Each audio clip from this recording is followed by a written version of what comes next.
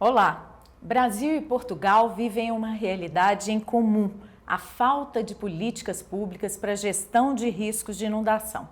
Lá e cá, normalmente o investimento é na crise, depois que as tragédias ocorrem, em detrimento de medidas preventivas. Este é um dos temas do seminário internacional que reúne especialistas em eventos climáticos extremos, promovido pelo MPMG. E eu converso com a palestrante e professora Carla Amado Gomes, da Universidade de Lisboa, que é mestre e doutora em Ciências Jurídico-Políticas. Muito bem-vinda ao nosso estúdio. Muito obrigada por vir conversar conosco. E olha, a gente já vou avisar antes que ela é portuguesa com certeza, apesar de não ter quase sotaque, fala muito bem o brasileirês. Eu sou portuguesa, acreditem, mas tenho muita facilidade em falar com o sotaque brasileiro. Muito obrigada por chegar mais próximo à nossa língua, que às vezes parece que são duas diferentes, mas são a mesma língua. Exatamente, como diferentes sons.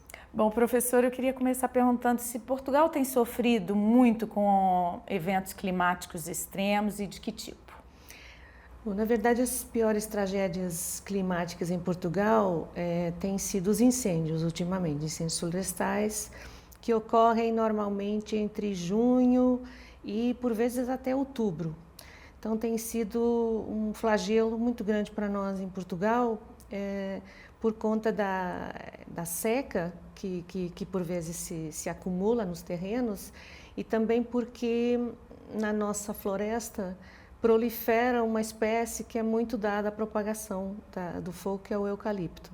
Então, é uma espécie que se multiplica muito facilmente, ela não necessita ser plantada, né? As sementes voam, por vezes dezenas de quilômetros, e o eucalipto é um fósforo. Então, é muito trágico, realmente. Nós temos tido devastações grandes, inclusive numa das joias do nosso patrimônio natural em biodiversidade, que é a Serra da Estrela, que inclusive é reserva de biosfera. Não foi o ano passado, já foi há 2 anos, em que muitas centenas de hectares arderam na serra, e naturalmente com a biodiversidade, com fauna e flora afetadas e também com a afetação de pessoas, do ponto de vista da poluição do ar e até algumas casas que foram destruídas pelo fogo. Felizmente que não tem havido muitas mortes. Em 2017 houve 2 vagas de fogo muito dramáticas, a primeira penso que em junho, a segunda já quando se achava que a temporada de fogo tinha acabado, em outubro, e no conjunto morreu 100 de pessoas nessa vaga de fogo. Felizmente isso nunca mais se repetiu, mas foi uma tragédia que nos marcou e que tem, enfim, incentivado algumas políticas públicas de gestão da floresta para tentar prevenir esse tipo de fenômeno. Um outro problema que nós temos, na verdade, é o das inundações. Com rios importantes e grandes, né, vastos, como o Tejo, o Douro. Exatamente. O Tejo, muito por força da gestão internacional que se faz entre os espanhóis e Portugal. Nós temos um tratado, que é o Tratado de Albufeira, que teoricamente rege a libertação ou contenção de caudais de Espanha, onde é a fonte, até a foz, que no caso, Lisboa, do Tejo. E, por vezes, os espanhóis necessitam de fazer descargas porque eles próprios não estão gerindo adequadamente pelo muito fluxo de água, e isso acaba se sentindo do lado português. Então, por vezes, isso gera alguma tensão política entre os estados. As zonas mais sinalizadas como zonas de risco, do ponto de vista dos rios, normalmente não acontecem grandes catástrofes porque são zonas ribeirinhas já muito sinalizadas. Aquilo que nos causa mais preocupação são um pouco aquilo que aconteceu em Valência, a cheia rápida, embora a região de Valência tenha sido afetada por um fenômeno do clima mediterrâneo. No nosso caso, é algo diferente, são por vezes frentes com muita água, que causam os chamados rios atmosféricos e que afetam particularmente as zonas urbanas. Então, em Portugal, não? Em poucas áreas urbanas não são tão afetadas? Não, as áreas urbanas são bastante afetadas. Eu diria até mais do que as áreas rurais, porque as áreas rurais, de alguma forma, as pessoas já contam com a possibilidade de cheia e o rio acaba alagando, sim, mas há mais sensação de que o fenômeno pode acontecer. Não é que seja sempre sazonal, por força das mudanças climáticas, às vezes isso acontece inopinadamente, mas porque há modelos climáticos e a previsão meteorológica consegue ser muito precisa nos últimos anos, precisamente porque é necessário responder à urgência, à emergência climática, nas zonas rurais não é tão sentido, raramente há mortes, por vezes há mortes de animais e há afetação de patrimônio, claro que é desagradável, mas raramente há mortes. Agora, nas zonas urbanas, também se sente mais do ponto de vista da afetação do patrimônio nos imóveis e automóveis. Isso é mais frequente porque a ocupação urbana ganha demais a natureza, nós construímos onde não devemos e depois a natureza acaba cobrando no tempo certo ou no tempo incerto, né? Então tem muitos casos de grandes danos provocados a industriais, a comerciantes e a residentes em primeiros andares, sobretudo caves, arrecadações, armazéns. A comparação com o que a gente vive aqui no Brasil, com as ocorrências de inundação no Brasil, por exemplo, nós tivemos recente no Rio Grande do Sul. Não temos nada, felizmente, comparável que me recorde. Felizmente, não temos nenhuma tragédia dessa ordem, dessa dimensão, mas também é preciso comparar os territórios, né? Nós somos um território que é menor do que Pernambuco. O Brasil é um país continental e é evidente que o estado do Rio Grande do Sul daria vários Portugais. Mas eu creio que nós não tivemos nunca um fenômeno dessas dimensões, pelo menos na minha memória, enquanto pessoa viva, eu sei que tivemos... O nosso pior episódio de cheias foi em 1967, que eu ainda não era nascida, e nessa ocasião houve provavelmente centenas de mortes, embora o Estado tenha tentado encobrir a verdadeira dimensão da tragédia. Onde se tem sentido mais a questão das inundações associada aos deslizamentos, às derrocadas, é na Ilha da Madeira, porque a Ilha da Madeira é uma ilha em anfiteatro, em que a construção, enfim, legal e ilegal, é feita na encosta. Então, muitas vezes essas casas não é que sejam mal construídas, elas não deveriam estar ali, mas a ocupação é muito grande por força de ser um fenômeno, uma realidade muito turística, e as pessoas querem construir hotéis, resorts e às vezes casas de habitação particulares, e quando vem o caudal da chuva, eles são arrastados. É uma realidade que a gente tem muito aqui no Brasil, na nossa cidade, aqui em Belo Horizonte, Rio de Janeiro, por regiões exemplo, serranas do Rio. Em Angra, nós sabemos pontualmente desses desastres.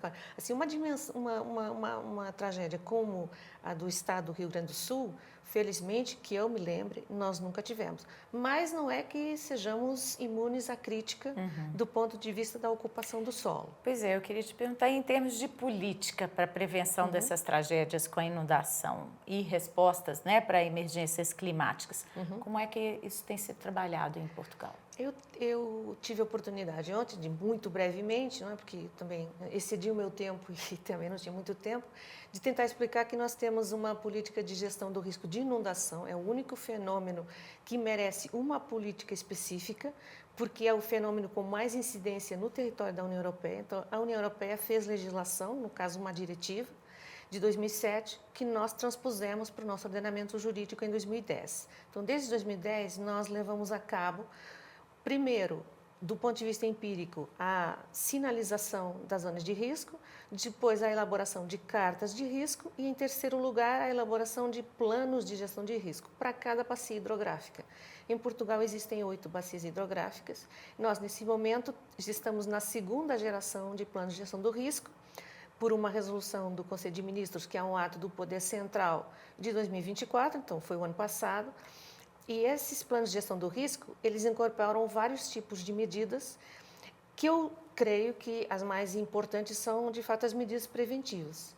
E do ponto de vista das medidas preventivas, aquilo que se sente mais são as proibições de construção em determinadas áreas ou, eventualmente, a interdição de uso de construções pré-existentes no que toca à cota inferior à cheia. Então, se há muitas construções em uma das 63 áreas sinalizadas como principais áreas de risco, que podem sofrer prejuízos morais e materiais com o advento de um grande fluxo de água, eles podem ser obrigados a não utilizar daqui para o futuro essas áreas, essas instalações. E, na verdade, há aí duas dimensões do problema. Do ponto de vista daquilo que é para o futuro, o que acontece? Essas medidas preventivas devem ser incorporadas na planificação municipal. Ora, todos nós sabemos que os municípios, eles lucram com a concessão de licenças de loteamento e de habitações. E dizer ao município, olha, você tem 10 zonas de risco no seu território e você vai deixar de poder atribuir licenças porque essa zona pode alagar, as pessoas podem, em última análise, morrer ou perder os seus bens, isso para um município é algo que não interessa do ponto de vista econômico. Então, o que acontece? Eu não digo que os municípios não tenham de se compaginar com essa legislação, mas eles vão atrasar o mais possível por razões puramente econômicas. E ocupações ilegais? Essa é uma dimensão. Eu já vou às ocupações ilegais. Do ponto de vista da proibição de utilização do pré-existente, a coisa se complica de outro jeito, porque, na verdade, as pessoas tendem a ver essas medidas como afetação do seu direito de propriedade. E o que acontece é que elas vão querer ser indenizadas. Imagine que alguém que tem um grande armazém numa zona alagada e que construiu com licença, então não é um ilegal, de repente ele vê o poder público dizer, bom, você ou vai retirar o seu armazém desse local e puxar um pouquinho para o lado, se o terreno for seu, ou você pura e simplesmente não vai poder utilizar mais, porque de um momento para o outro ele vai poder ser alagado e você vai ser afetado. E aí o problema do particular é que ele nem vai poder dizer que o poder público não tomou as medidas de precaução porque ele estava avisado. E por isso, claro que qualquer demanda indenizatória vai sujeitar o particular a dizer, você teve um comportamento que contribuiu para o agravamento do dano. Mas a questão que se coloca é, então eu não tenho direito a ser indenizado? Isso é algo que eu construí, eu faço disso o meu negócio. E quando nós vemos isso na proporção, porque muitas pessoas podem vir a estar nessa situação, a gente pergunta, e onde é que o Estado, e nomeadamente os municípios, vão buscar as verbas para indenizar essas pessoas? E aí, provavelmente, a gente vai ter que passar para um outro nível, que é a chamada indenização pelo sacrifício, ou indenização por facto lícito, e que tem que ver com as pessoas que forem especialmente, intoleravelmente afetadas, elas poderão ser indenizadas. E provavelmente podem até ser criados fundos para ocorrer esse tipo de situações. Agora, se os danos, eu não digo que sejam bagatelares, mas se forem danos menos intensos, provavelmente essas pessoas não vão ser indenizadas de todo. Você estava falando das áreas clandestinas. Essa gestão tem conseguido impedir que a ocupação ilegal ocorra em áreas de encosta ou beiras de Nós rios? não temos a dimensão do fenômeno que existe no Brasil, em termos de áreas clandestinas, mas temos algumas. E o que está sendo feito do ponto de vista do direito do ordenamento do território, direito urbanístico, é tentar requalificar essas áreas ou tornando-as mais resilientes, se isso for possível do ponto de vista geomorfológico, ou então, se não for, realocar essas pessoas em outras áreas. Normalmente são pessoas de baixa renda, com fracos recursos, que têm de ter o apoio dos poderes públicos e que normalmente elas acabam tendo, só que é um processo que leva, eu diria mais do que alguns meses, leva alguns anos, porque é necessário reunir o dinheiro para se fazer essa realocação. E, por vezes, eu me recordo que há uns anos a gente teve um programa chamado Programa Polis, de gestão do litoral, em que, em vários municípios do litoral, havia previsão de situações precisamente de realocação, porque a costa portuguesa está muito exposta à intempérie. Houve, inclusivamente, um inverno, que eu acho que foi o inverno de 2014, que nós perdemos dezenas de praias que tiveram de ser refeitas, digamos O mar assim. avançou muito. E isso contribuiu para que o poder público levasse a sério o problema e houve várias zonas em que havia populações, nomeadamente vilas piscatórias, que através do programa Polis teriam de ser realojadas. E havia verba, efetivamente, para que essas pessoas saíssem de suas casas e fossem realojadas em locais mais seguros. Mas houve muita resistência da população dessas vilas, inclusivamente com argumentos curiosos como: as nossas casas fazem parte do patrimônio cultural dessa região, então já não era apenas a questão da segurança, eles já estavam colocando a questão do patrimônio cultural quase em oposição à segurança, estavam invocando o patrimônio cultural para se manterem no local de risco e que seria, provavelmente será, sujeito à submersão daqui a uma década, por hipótese. Você acha que falta compreensão da população para esses eventos que vão ocorrer cada vez mais com essas mudanças climáticas? Sabe que a minha tese de doutorado, que já tem mais de 10 anos, ela aborda esse problema mais de 10, mais de 20, enfim, não vamos pensar nisso. Mas ela aborda esse problema da gestão do risco, fundamentalmente o risco tecnológico, não tanto o risco natural, mas eles partilham muitas características em comum, a questão da gestão desses riscos, nomeadamente perante as mudanças climáticas.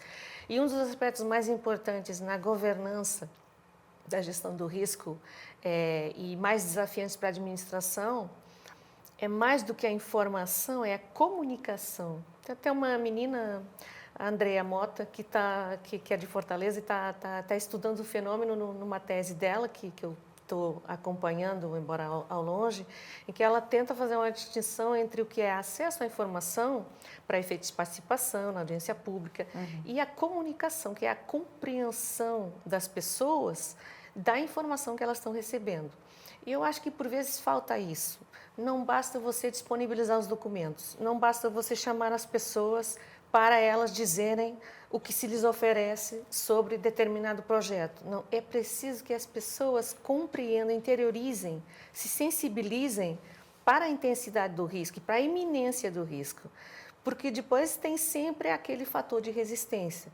Por exemplo, perante o risco nuclear e perante o risco de acidente de viação, você é muito mais sensível ao acidente de viação, que é muito menor do que o risco nuclear, do que ao risco nuclear. Por quê? Porque esse é um risco presente todos os dias. E o risco nuclear ocorre, felizmente, de décadas em décadas, ou até de 50 em 50 anos. Então, é um risco muito mais longínquo. É precisamente o problema da percepção das alterações climáticas. Claro que hoje, por força da intensificação e da maior frequência dos eventos extremos, as pessoas estão cada vez mais conscientes. Já não é aquela coisa, não, isso é ficção científica, é o Independence Day ou algo assim.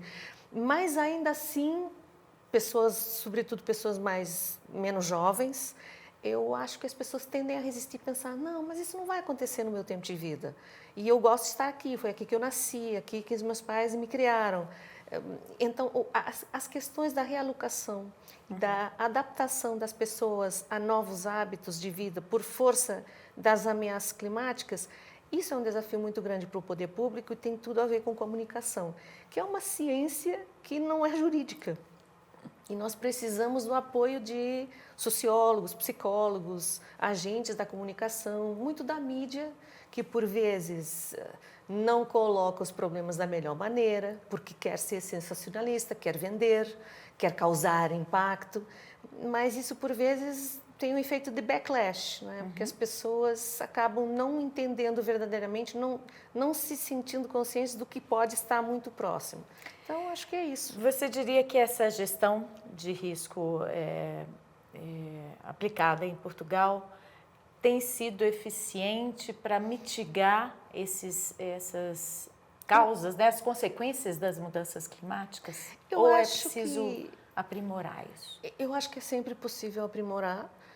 Inclusive, nós temos uma lei de base do clima que veio na sequência da normativa europeia, que é uma lei do último dia de 2021, que entrou em vigor em janeiro de 2022, e que determinava a criação de uma série de planos, de políticas e também de um mecanismo que eu diria muito simples de criar, porque hoje em dia a tecnologia enfim, cabe aos informáticos, eu não saberia fazer, mas essa lei prevê a criação do chamado Portal Climático, que é uma plataforma onde as pessoas podem acessar a informação sobre os efeitos das alterações climáticas no território português e, portanto, acompanhar, ficando mais conscientes do risco e sabendo como responder. No fundo, isso tem muito a ver com aquilo que a Corte Europeia dos Direitos Humanos, e uma expressão que eu gosto muito de utilizar, que é o direito a saber, o direito que você tem a conhecer os riscos, sobretudo aqueles que podem te afetar na sua vida cotidiana.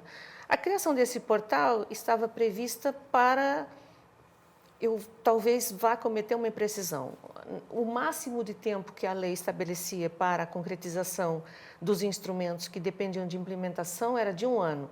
Eu acho que 1 ano para implementar um portal climático até seria demais, mas vamos admitir que fosse 1 ano, como para o resto dos planos. O portal climático está agora, em 2025, a começar a efetivamente ter algum efeito, ter alguma expressão, porque até agora nós tínhamos o portal da Agência Portuguesa do Ambiente, que é um portal misto, que tem muita informação, muito útil, sem dúvida, mas não é um portal dedicado às questões climáticas. Então, veja bem, por um lado, alguma coisa está a ser feita, e sobretudo do ponto de vista das associações não governamentais de ambiente, nós temos a Zero, temos a Quercus, temos várias associações que atuam também no plano do patrimônio cultural, que também corre riscos com as alterações climáticas, e essa forma de associativismo tem puxado, tem alavancado movimentos cívicos que eu não julgaria possível, por exemplo, há 10 anos. Hoje em dia as pessoas se mobilizam, mas é mais uma mobilização circunstancial e regional. É muito aquele movimento NIMBY do Not in My Backyard. É muita questão do lítio, da mineração, a questão da prospecção de petróleo. Próximo de onde você vive te desperta interesse para que pode afetar a água que você bebe, que os seus animais bebem, ou que pode afetar o cenário que você tem na sua região e por isso vai te causar prejuízo econômico porque você trabalha na área do turismo. É difícil haver assim, um movimento generalizado contra, por exemplo, as alterações climáticas. A gente tem, hoje em dia, são mais os jovens que criam esse tipo de movimentação e que causam algum ruído. Já houve até condenações criminais de alguns jovens que vão e, de repente, ocupam uma via principal, por exemplo, uma contorno, uma grande circular de uma cidade. As manifestações são reprimidas ainda. Que jogam tinta num político. Essas manifestações, enfim, não há violência policial, os policiais tentam acalmar, mas já houve condenações. E isso vai acontecendo um pouco por toda a Europa. E isso é muito questionável. Qual que é a atitude que o juiz deve ter perante essas manifestações? Elas são manifestação de uma liberdade de expressão e de um direito à estabilidade climática. Mas, por outro lado, temos o interesse econômico das pessoas que têm de utilizar a estrada para ir trabalhar, ou o político que vai também exercer a sua atividade profissional ou política. Então, fica muito numa tensão e a resposta da jurisprudência é importante. Até agora, realmente, a gente tem sentido alguma resistência. Eu queria chegar num assunto que é assim, de maior destaque do que da sua fala no seminário, que é sobre planejamento participativo. Queria saber se existe em Portugal, como no Brasil, para que a população possa definir onde que vão ser feitos os investimentos, se isso tem funcionado para a prevenção de inundações e respostas de tragédias.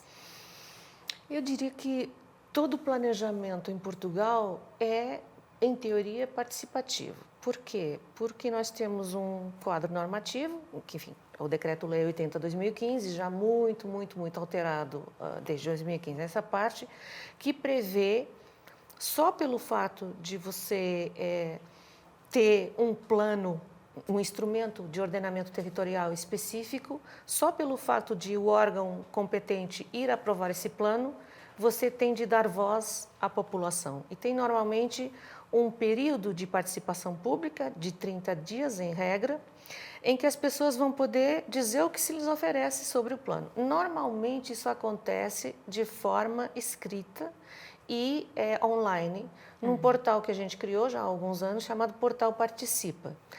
E realmente há alguma participação, mas é sobretudo uma participação capitaneada ou pelas associações nacionais ou pelos municípios que querem, vizinhos adjacentes que querem, de certa forma, conter alguma tentativa de expansão ou de afirmação de um município vizinho, ou por movimentos cívicos. E realmente no quadro de aprovação do plano aparece uma ata, uma espécie de um documento, onde se inserem os principais pontos focados pela população, pelo sujeito A, pela associação B. E isso vai fazer parte do conteúdo do plano. Que esses contributos efetivamente conformem o resultado final do planejamento, o instrumento de planejamento, depende muito, eu diria, da capacidade de sensibilização das pessoas ou das associações de um modo mais geral. Enfim, utilizando uma expressão pouco técnica, eu diria, quem gritar mais alto, quem conseguir fazer um caso, talvez leve o poder público a inverter, a reverter ou a conter o avanço numa determinada direção. Mas, em regra, esses documentos eles vão ficar anexos ao plano, vão ser os contributos à população, podem não reverter soluções, mas, do meu ponto de vista, é muito importante que aconteçam. Não só porque, se não aconteceram, eles geram invalidades do instrumento de planejamento, como, ainda que isso não aconteça, podem ser importantes do ponto de vista da imputação de responsabilidade. Porque se alguém ou alguém sinalizou determinados riscos que não foram tidos em consideração pelo poder público na elaboração do plano, mais tarde, se houver um prejuízo, um dano, uma tragédia, inclusive, né, que possa se estabelecer um nexo de causalidade entre aquilo que aconteceu e aquilo que estava previsto no instrumento de planejamento, eu diria que a imputação de responsabilidades é muito mais simples. Então, algum reflexo ele vai ter. Agora, teoricamente, os momentos existem. Se forem instrumentos de planejamento com características ambientais, vai ter de haver uma avaliação ambiental estratégica, ou seja, até um duplo momento de participação pública. Normalmente não são audiências públicas. A audiência pública é possível no nosso direito, mas é guardada para procedimentos que causem mais impacto público. Estou me lembrando no novo aeroporto de Lisboa, a certa altura o BRUA já era de tal ordem que as entidades públicas decidiram promover audiência pública in situ, com várias tardes de audiências e com contraditório pessoal entre os vários atores sociais. Normalmente essas audiências são online, são feitas numa plataforma, os contributos ficam registrados. O reflexo imediato na conformação do plano não é tão grande assim, em regra, mas lá está. Importa que fique registrado para o pior cenário, que é o cenário da necessidade de imputação de responsabilidade. Vou te agradecer muito pela entrevista. Laura, eu que agradeço a oportunidade, a sua simpatia, a receptividade, a possibilidade de estar aqui. Estamos sempre abertos para conversar mais, para debater temas importantes, né, relacionados a Brasil e Portugal. Perfeito, muito obrigada. Obrigada. E a você que esteve nos assistindo, confira os nossos outros programas neste canal do YouTube, mpmg.oficial, e acompanhe as notícias do Ministério Público de Minas no nosso site e nas redes sociais da internet. Até breve.